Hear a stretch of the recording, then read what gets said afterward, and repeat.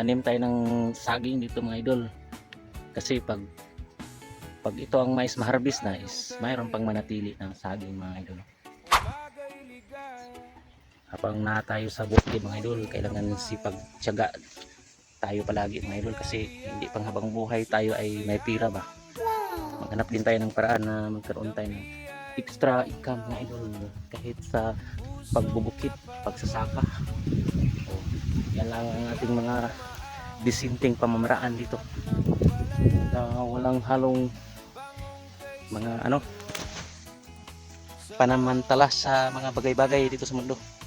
Tayo ay nagpapawis para lang sa ating hanap buhay mga idol.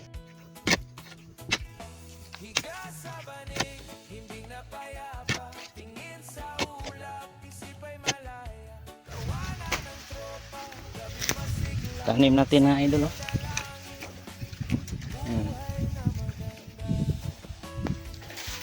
Tanim natin mga 1 year pag-ani tayo. Hindi masasabi na kakatanim pa lang ani na kagad. Kailangan tayo ng tanim ngayon, mga mahigit 1 year meron tayo anihin.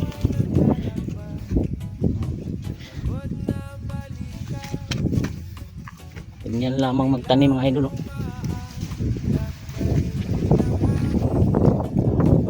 Next year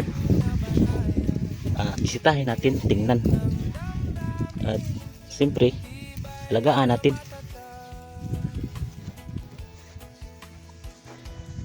Alagaan araw-araw, diligan, lagyan ng fertilizer para meron tayong hanap buhay mga idol ba.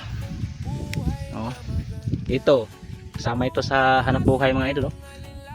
Maka-harvest tayo ng konti dito, makapagbenta ay okay na.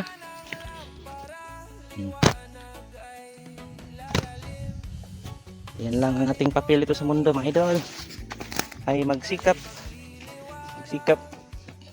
dahil magbukid tayo mga idol, magbubukid. So yan lang, ako pa kong tatanim dito mga idol. So sobrang init ngayon mga idol, at salamat sa inyong panonood mga idol, oh.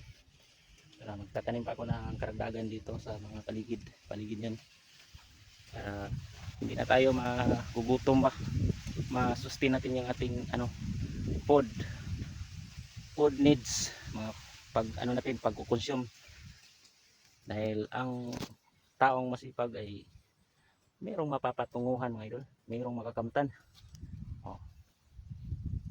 So nandito lang muna, salamat sa panonood.